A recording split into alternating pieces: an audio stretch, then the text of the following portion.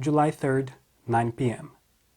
I finished reading this story around midday and don't know what to make of it. At first, it looked like it would be a classic Dostoevsky story, with a solitary main character wandering about and making a fool of himself, but at some point the whole thing turned into mysticism. It seemed as though I was entering a dream, as strange as Ordinov's. Actually, I've been wondering if most part of what happened in the plot was only Ordinov's fancy. O que eu acabei de ler foi o primeiro trecho do meu diário de leitura de The Landlady, ou A Senhoria em português, de Dostoiévski, uma história que me surpreendeu muito, que quando eu li pela primeira vez, à medida que eu estava lendo, eu não sabia o que fazer com aquilo, porque foi tão diferente de tudo que eu li antes, que eu pensei, caramba, eu vou ter que fazer um vídeo diferente também. Então eu decidi o seguinte, eu só vou falar da primeira parte da história. Então você vai me acompanhar aqui até o final da primeira parte, mais ou menos ali. Eu acho que nem vou chegar exatamente no final, porque o resto eu não quero te dar spoiler. Eu quero que você leia essa história e veja a loucura que ela é por si só, ok? Então vamos lá. E essa história já começa com uma mudança. Ela é semelhante um pouco com uma jornada de herói, que o personagem principal ele começa já numa situação em que ele é obrigado a se mover. Então a aventura que vai mover o nosso herói aqui chamado Ordinov, que é um alívio ter um nome único aqui em literatura russa, porque geralmente a gente lida com tantos nomes que às vezes acaba confundindo. Então eu fiquei muito aliviado quando eu vi que o nome do personagem principal ia ser simplesmente Ordinov. Então o que acontece? A aventura dele é uma mudança.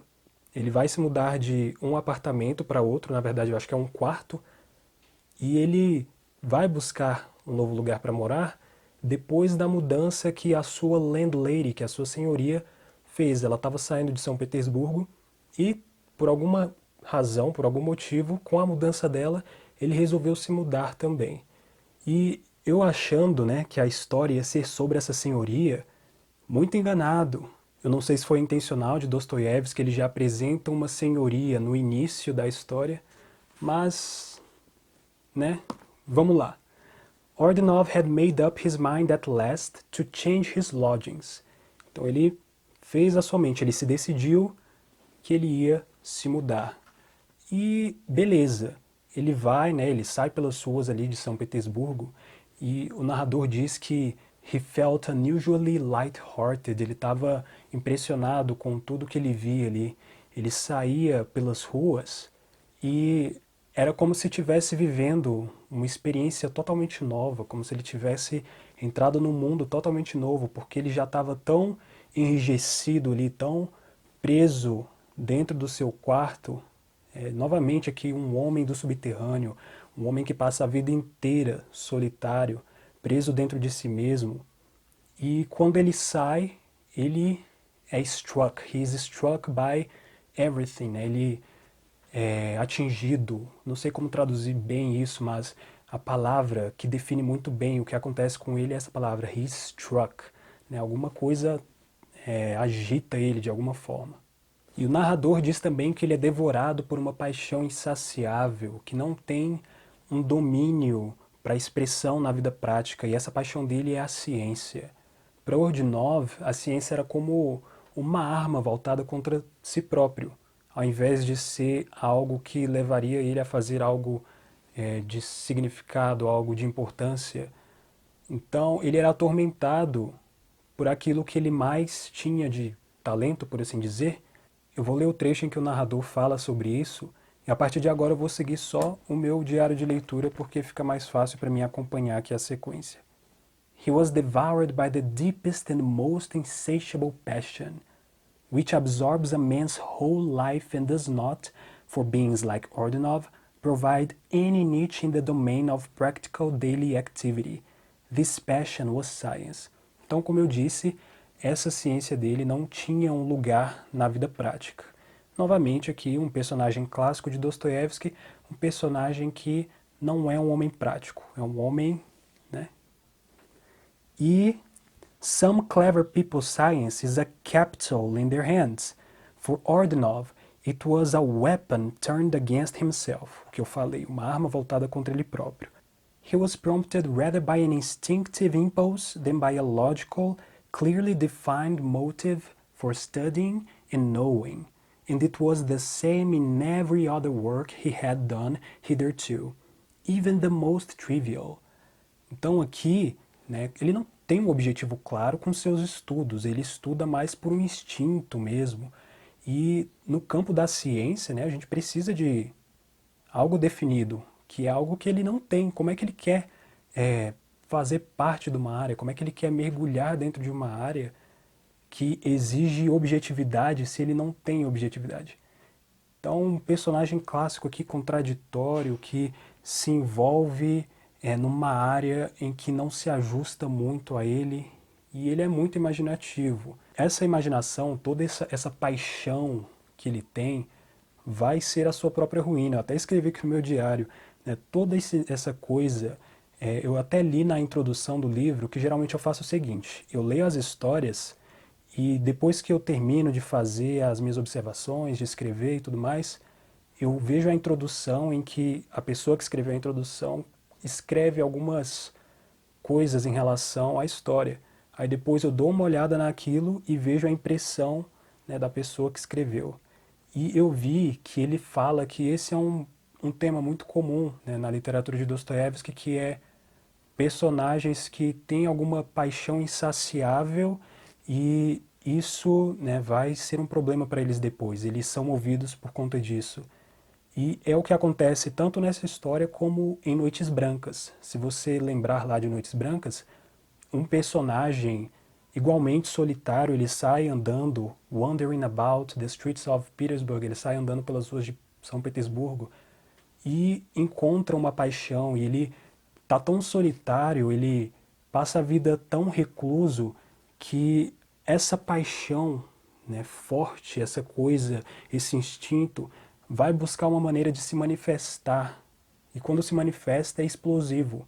Ele se apaixona rapidamente ali pela moça que ele encontra na Stenka, se eu não me engano, e você vê o quanto ele fica perdido naquilo, quanto ele não sabe muito bem como socializar de tanto tempo que ele ficou recluso.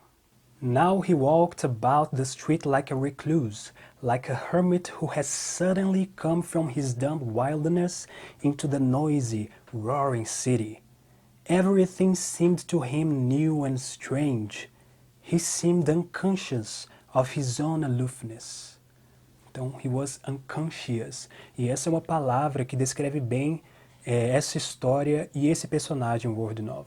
Unconscious. Tudo que ele vai fazendo parece que ele está sendo motivado pelo inconsciente. E ele vai entrar numa vida em que ele vai mergulhar nesse inconsciente. Everything struck him. A palavrinha que eu falei, struck. Né? Tudo, né, impressionava ele. Eu não estou conseguindo lembrar a tradução exata dessa palavra. Mas tudo chocava ele. He did not miss a single impression. Ele não perdia nenhuma impressão. Often, some trifle, não lembro como é a pronúncia, impressed him, gave rise to an idea, and for the first time he felt vexed that he had so buried himself alive in his cell. E olha a contradição aqui, de repente ele fica impressionado com tudo, mas logo ele já toma consciência da posição dele, de se impressionar com tudo e começa a sentir vergonha. Aí começa a bater a depressão, né? His heart began instinctively throbbing with a yearning for love and sympathy. And by degrees, por graus, Ordinov's careless light-heartedness began unconsciously to pass away. Reality began to weigh upon him, and to inspire in him a sort of unconscious dread and awe. E aqui ele começa a temer, né? A realidade começa a pesar sobre ele, e ele começa a temer, né, a realidade. Aí com a depressão vem também a angústia. He began to feel dejected and miserable. He began to be full of dread for his whole life, for his work, and even for the future. A new idea destroyed his peace. A thought suddenly occurred to him that all his life he had been solitary, and no one had loved him. And indeed, he had succeeded in loving no one either. E olha a angústia, né, a ansiedade que ele tem. A depressão, né, leva ele para o passado ali, né, eu nunca fui amado antes, a ansiedade leva ele para o futuro. No futuro, como vai ser o futuro? Ele morre de medo de como vai ser. Então, andando ali pela rua, é só uma novidade acontecer, a novidade de estar se mudando, que tudo já começa a mudar dentro dele, ele já começa a se ver num lugar, né? Em que lugar? Onde é que ele está? Uma das perguntas que ficou para mim nessa história é: onde é que esse cara está? Beleza, ele está andando por São Petersburgo, ele vai se envolver numa aventura ali que a gente vai chegar daqui a pouco, mas onde exatamente ele está? Caos. Aí aqui que eu escrevo, né, essa sede dele, essa sede por alguma coisa, né, por essa vontade de manifestar essa paixão que ele tem, vai ser a sua ruína. E ele percebia como as pessoas que passavam ali pareciam tomá-lo como um maluco. He remembered that everyone was always somewhat ill at ease in his presence, that even in his childhood everyone had avoided him on account of his dreamy, obstinate character, that sympathy for people had always been difficult and oppressive to him, and had been unnoticed by others. Now he remembered and reflected that always, at all times, he had been left out and passed over by everyone. E que coisa horrível de se perceber, assim, quando você está andando na rua, né? Ele tá ali em busca de um lugar novo e de repente ele percebe, caramba, toda a minha vida as pessoas sempre se sentiam mal na minha presença, né? Ninguém gostava muito de mim, eu nunca amei ninguém, nunca ninguém me amou. E aí, o que eu faço? Né? Olha a situação desse personagem.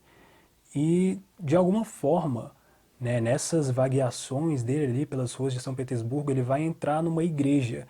E é aqui que vai começar a aventura do nosso herói, podemos chamá-lo de herói? Wardnov. Dentro da igreja, ele vê uma cerimônia que chama muito a sua atenção. Ele vê um velho e uma jovem se dirigirem até uma imagem, alguma representação da Virgem Maria, para quem a igreja era dedicada, e a moça, ela estava ali em lágrimas, chorando, como se tivesse arrependida de um crime muito grave, e o velho ali sempre conduzindo ela. E ele começa a observar essa moça, ela chama muita atenção dele. Ordunov was impressed by the solemnity of the scene and waited in impatience for its conclusion. Aí ele fica ali observando a moça, né? There was a glimpse of a smile on her lips, but there were traces in her face of some childlike fear and mysterious horror. E esse horror misterioso que vai nos acompanhar até o final dessa história. O que são, né? O que são esse velho e essa jovem? O que essa jovem é desse velho? É filha? É esposa? É uma escrava? Né? Isso não fica muito claro pra gente. Aí na saída, o Wardnov segue o casal, não sei, sem saber muito bem o que ele estava fazendo. Without understanding his own action. Aí no caminho ele vai recebendo uns olhares, né, afrontosos do velho, e ele, né, decide ir embora porque ele percebe a inconveniência de toda aquela situação. Aí he was in the most discontented humor and was vexed with himself. Novamente, ele está envergonhado de si próprio. Reflecting that he had tired himself for nothing and had ended foolishly by magnifying into an adventure, an incident that was absolutely ordinary. Veja como esse personagem tem uma sede por alguma coisa que ele acaba maximizando algo que não, sabe, um evento comum. Ele foi à igreja, viu duas pessoas ali, né, todas devotas, talvez exagerando no seu arrependimento ali diante de uma imagem, e ele exagera tudo aquilo e vai atrás desses personagens e vai atrás de uma aventura, né, e ele encontra a aventura dele. Não vai ser muito agradável, mas ele encontra. E novamente depressão e ansiedade. Now he thought mournfully and regretfully of his sheltered corner, Then he was overcome by depression and anxiety about his unsettled position and the exertions before him. Aqui, ó, unsettled position. Ele está numa posição que não é estável. Ele começou a se mover, mas ele fica evitando, né? Ao invés de ter ido buscar de vez o seu novo apartamento, o seu novo quarto, ele se desvia para uma aventura que sabe lá onde vai dar isso aí. Então onde é que ele está? Essa é a pergunta. Onde é que ele está? Para onde ele está se movendo? Enfim, a imagem da moça da igreja começa a aparecer vividamente, né, diante dele. Ele liga a vela, ele acende a vela e a imagem dela aparece. Aí na manhã seguinte ele finalmente sai para resolver de fato o problema da mudança. At last he found a lodging, a little room in the flat of a poor German called Chips,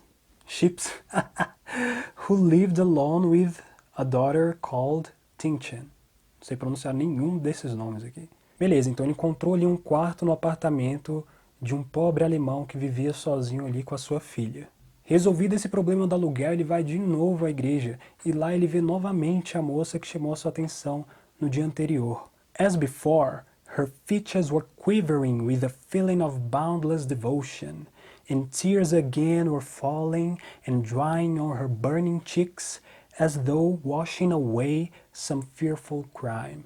Olha como esse narrador vai pintando um mistério na nossa cabeça. Essas lágrimas que vão caindo, né, pela bochecha dela e como se estivessem limpando um crime horrendo. Nossa, cara, eu fiquei imaginando o que essa mina fez, cara. O que ela fez pro narrador tá pintando tanto mistério assim. Aí o Ordunov, que tem um coração fraco, começa a chorar. His breast began shuddering and aching all in one instant, with a sweet and unfamiliar yearning, and bursting into sobs, em soluços. This extreme impressionability, sensitiveness, and lack of resisting power may have been developed by solitude. Então toda essa sensibilidade dele pode ter sido desenvolvida por conta dos anos aí de solidão. Ordunov met his morose and sarcastic stare again, and a strange anger suddenly gripped his heart. Por alguma razão ele ficava bravo, né, sendo encarado por aquele velho. Aí no dia seguinte, às 8 da manhã, ele decide ir até a casa desse velho e dessa jovem, e ele é recebido ali pelo porteiro de forma um pouco hostil. Eu acho que o porteiro chega até a tirar a espada que ele carrega ali, e ele não dá muitas informações claras sobre o velho. Tem momentos na narrativa em que o Ordunov pergunta ao porteiro quem é esse velho, o que ele faz, e o porteiro ele não dá respostas claras, o que aumenta o mistério que o narrador vem pintando ali desde quando ele entra na igreja. Quem é essa pessoa e qual é a relação dele com essa jovem, e fica essa atmosfera mística assim que cada vez mais você vai se metendo ali e não sabe onde vai acabar. Mas aí ele finalmente consegue entrar e consegue falar com um velho chamado Murim, e com a filha, né, chamada Caterina. E ele, né, uma descrição aqui do velho. The old man was as pale as death, as though on the point of losing consciousness. Então ele era um velho pálido. E o que o Ordunov foi fazer ali? De repente, sabe lá como, ele decidiu comprar, quer dizer, alugar um quarto ali no apartamento desse velho. E por alguma razão eles concordaram naquilo e discutiam os termos de forma confusa. E eu lendo aquilo não estava entendendo nada. Aqui ó, an hour later, Ordunov was in his new lodging. To the surprise of himself and of his German, né, o alemão com que ele tinha falado antes lá na casa onde ele iria morar, who together with his dutiful Tinchen was beginning to suspect that his new lodger had deceived him. Ordunov did not understand how it had all happened, and he did not want to understand. Neither did I, né? Eu também não entendi. E aqui termina uma das partes, né, dessa história. Não a parte 1, que essa história é dividida em duas partes, mas uma das partes.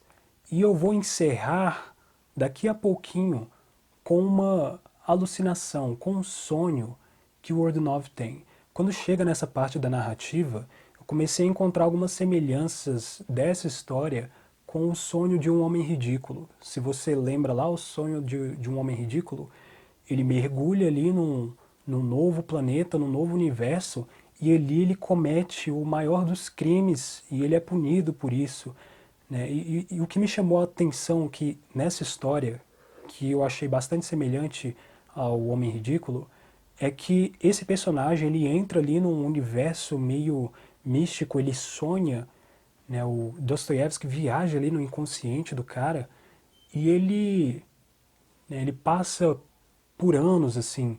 É como se ele viajasse no tempo, assim como acontece com o Homem Ridículo. Ele viaja ali no tempo e depois ele morre no final.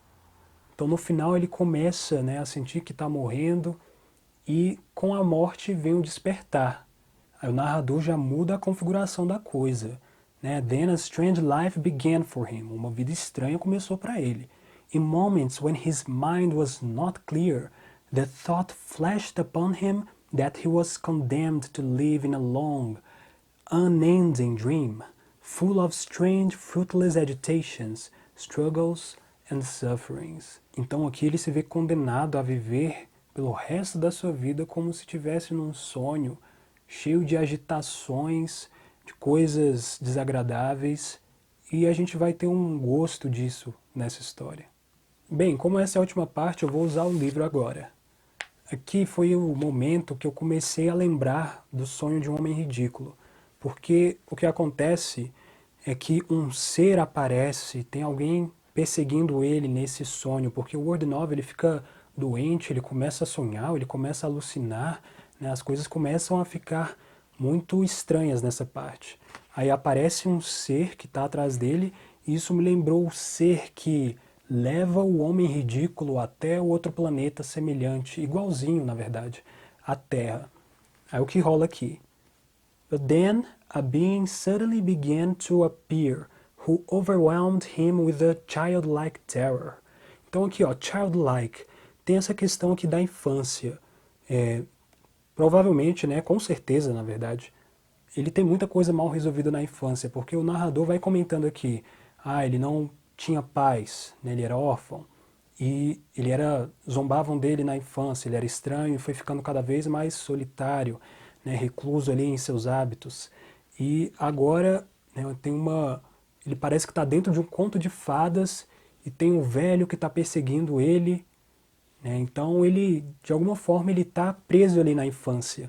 Né? Por isso que Dostoiévski é um mestre do inconsciente, por isso que Nietzsche falava que ele era um psicólogo. Né? Porque olha como ele vai mergulhando, né, nesse mundo inconsciente do personagem. First, bringing into his life the slow poison of sorrow and tears. He dimly felt that an unknown old man held all his future years in thrall, and trembling, he could not turn his eyes away from him. The wicked old man followed him about everywhere. Aí aqui a gente vai ver o arquétipo da criança que acorda o adulto para uma nova fase. Vejam só.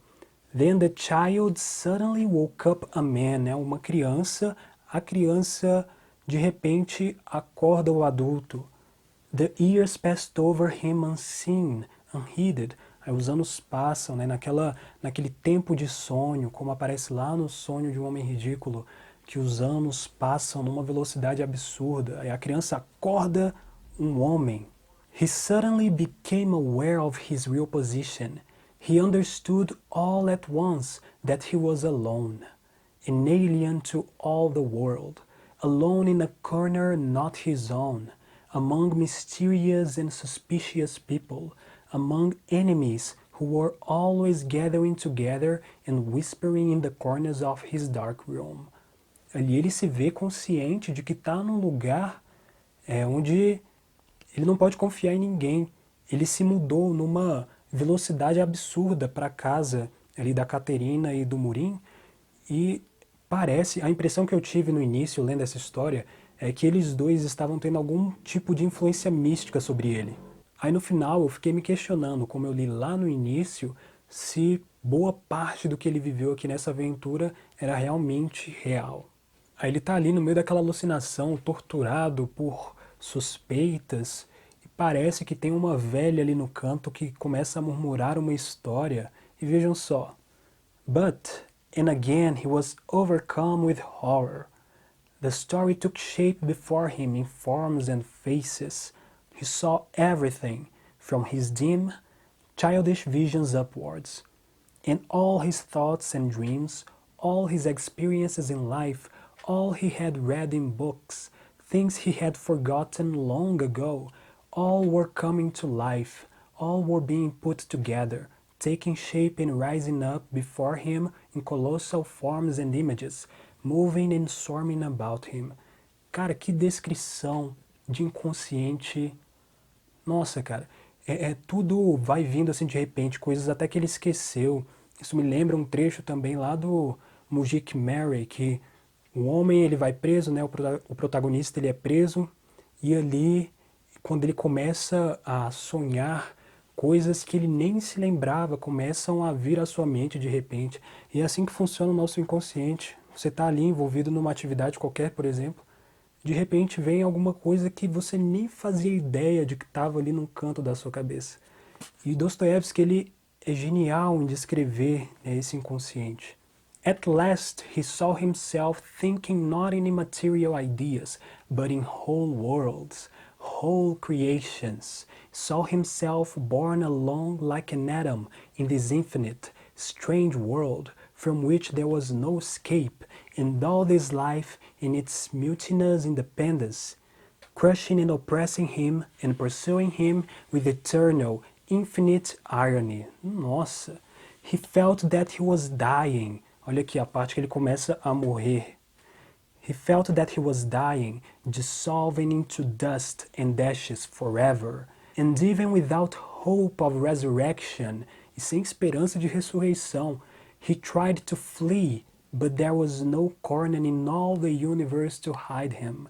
At last, in an excess of despair, he made an intense effort, uttered a shriek, and woke up. Olha só, essa é uma das minhas partes favoritas. Eu acho que esse se tornou um dos meus trechos favoritos, né, de todas as histórias de Dostoiévski até agora. Esse é um dos meus trechos favoritos, porque olha a forma como ele descreve um sonho. Né? Ele vai morrendo, aí não tem saída, né? Aí ele, olha como ele vai ampliando tudo isso. Né? Não se torna mais um problema ali de né, do mistério em que ele está ali na casa com aquelas duas pessoas e tem alguém sussurrando alguma coisa. A coisa toma uma proporção universal, assim, ele se vê como um átomo e o negócio fica tão tenebroso. Eu lembrei até de H.P. Lovecraft, né, que ele constrói um terror, né, em cima disso, desse absurdo do universo, dessa incerteza que a gente vive, né, a gente está flutuando aqui no meio do nada, que loucura é essa? Então, todo esse absurdo, né, é expresso aqui de forma que eu fico, às vezes eu fico maluco assim lendo o negócio. Eu penso como é que um escritor conseguiu traduzir essas coisas assim que toca o espírito do leitor de uma forma tão, sabe, indescritível. E essa temática de sonhos, de inconsciente, é uma das coisas que mais me chamam a atenção. Quando eu vejo isso na literatura, eu mergulho. E o escritor ele tem que ser muito cuidadoso para ele conseguir pintar uma realidade absurda assim. Porque como é que você dá palavras ao inconsciente? Não é uma coisa muito fácil de se fazer. Às vezes a gente não dá muita importância aos sonhos, mas pensa no seguinte: por que diabos você sonha toda noite pelo resto da sua vida? Quantas horas você passa gastando sonhando? Como uma coisa que você faz toda noite não vai ser importante? Então, a importância que isso tem, né, psicologicamente, porque veja o seguinte, né, imagine que cada eu onírico que aparece nos seus sonhos é como se fosse um avatar. Às vezes você sonha que você fez alguma besteira, você está sendo perseguido, e aí você toma um caminho errado, pá, você foi pego. Aí você acorda, você lembra dessa experiência, né? Você aprendeu com aquele avatar, como se você estivesse num jogo. E você não vai tomar aquele mesmo caminho, você não vai cometer mais aquele erro. Né? Se você não tornar o inconsciente consciente, você vai continuar, né, pisando nas mesmas armadilhas. E aqui quando eu vejo, por exemplo, no Sonho de um Homem Ridículo, quando ele se vê como o agente da corrupção, quando ele se vê ali como a serpente num jardim do Éden, ele, quando ele acorda, ele toma o caminho totalmente oposto. Ele vê a capacidade que ele tem de fazer o mal e ele, opa, eu vou para o caminho contrário. Ele começa a pregar a verdade pelo resto de sua vida. Aqui, né, o nosso personagem é uma coisa bem, né, talvez, vai saber se Kafka se inspirou em algum momento em Dostoiévski, mas aqui é como se o personagem tivesse acordado de um pesadelo e continuasse nesse pesadelo. Em algum lugar, ele diz, parece que tem alguém que continua murmurando a história, como se alguém tivesse, em algum lugar no universo, contando uma história. E olha, cara, eu não sei se vocês estão achando isso uma loucura completa, mas isso me impressiona muito. Me impressiona muito ver isso aqui escrito. Né? Não sei se eu estou exagerando aqui, mas falar em exagero, eu li um trecho aqui que fala sobre essa questão das emoções exageradas na literatura russa. Porque quando eu estava lendo essa história, eu tinha a impressão do seguinte: cara, isso parece muito exagerado. Esses personagens parecem expressar as suas emoções de forma muito exagerada. Aí aqui na introdução eu li um trecho que fala sobre isso, que talvez, por essas emoções na literatura serem tão exageradas, vai ver os russos têm as emoções, né, mais exageradas também. É uma teoria. Então aqui para encerrar eu vou ler um trecho, o último trecho do meu diário de leitura, que eu estava pensando sobre essa coisa maluca. Eu tentei viajar na maluquice desse narrador, né, que conta a história da vida em algum canto, que em algum lugar está murmurando uma história. Às vezes é o mesmo com a vida, como se houvesse um narrador oculto pintando as nossas desventuras, nesse absurdo que é a experiência humana, complexa no micro e no macro, por dentro e por fora, por vezes mística e difícil de acreditar. O que é a vida, senão um longo sonho, um conto de fadas? E para acordar, é preciso morrer no final.